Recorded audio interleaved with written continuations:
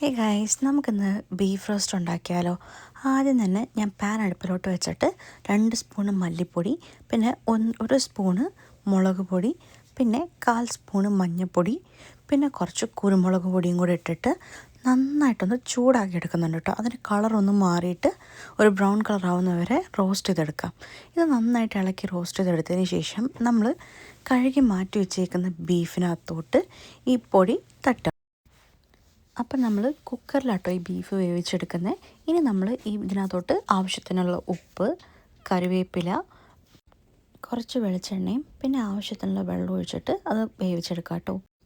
പിന്നെ നമ്മൾ 2 സവോള അരിഞ്ഞതെടുത്തിട്ടുണ്ട്, കുറച്ച് കറിവേപ്പില, പിന്നെ കുറച്ച് ജിഞ്ചർ ഗാർലിക് പേസ്റ്റ്. ഇനി നമ്മൾ പാൻ അടുപ്പിലോട്ട് വെച്ചിട്ട് തേങ്ങാക്കൊത്തും കൂടെ ഇട്ടിട്ട് തേങ്ങാക്കൊത്ത് ചെറുതായിട്ടൊന്ന് മൂപ്പിച്ചെടുക്കാം കേട്ടോ. അതൊരു ബ്രൗൺ കളർ ആകുമ്പോഴത്തേക്കും അതിനകത്തോട്ട് നമ്മൾ ജിഞ്ചർ ഗാർലിക് പേസ്റ്റ് ചതച്ചത് ആഡ് ചെയ്ത് കൊടുക്കുക കേട്ടോ. ഇത് നന്നായിട്ട് ഇട്ടിട്ട് നന്നായിട്ടൊന്ന് പച്ചമണം മാറുന്നത് വരെ മുരിച്ചെടുക്കുക. എന്നതിന് ശേഷം ഇതിൻ്റെ കൂട്ടത്തിൽ തന്നെ കുറച്ച് പച്ചമുളക് അരിഞ്ഞതും കൂടെ ഞാൻ ആഡ് ചെയ്ത് കൊടുക്കുന്നുണ്ട് കേട്ടോ. അതും കൂടെ നന്നായിട്ടൊന്ന് റോസ്റ്റാക്കി എടുത്തതിന് ശേഷം നമ്മളിതിനകത്തോട്ട് ആവശ്യത്തിനുള്ള കറിവേപ്പിലയും കൂടെ ഇട്ടിട്ട് ഒന്ന് ബ്രൗൺ നിറമാവുന്നവരെ വഴറ്റിയെടുക്കുക.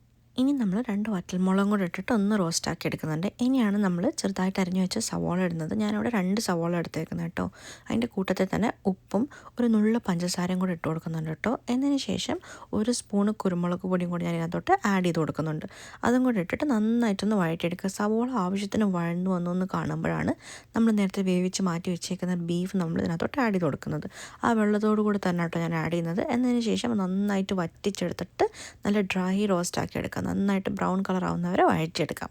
അപ്പം നന്നായിട്ട് വഴണ്ട് വന്നിട്ടുണ്ട്. എന്നതിന് ശേഷം കുറച്ച് വെളിച്ചെണ്ണ കൂടെ ഞാൻ ഇതിനകത്തോട്ട് ആഡ് ചെയ്ത് കൊടുത്തിട്ടുണ്ട് കേട്ടോ. അപ്പോൾ അത്രയേ ഉള്ളൂ. സിമ്പിളായിട്ട് നമുക്ക് ബീഫ് റോസ്റ്റ് ഉണ്ടാക്കാം. എല്ലാവരും ട്രൈ ചെയ്ത് നോക്കണം കേട്ടോ. Bye bye.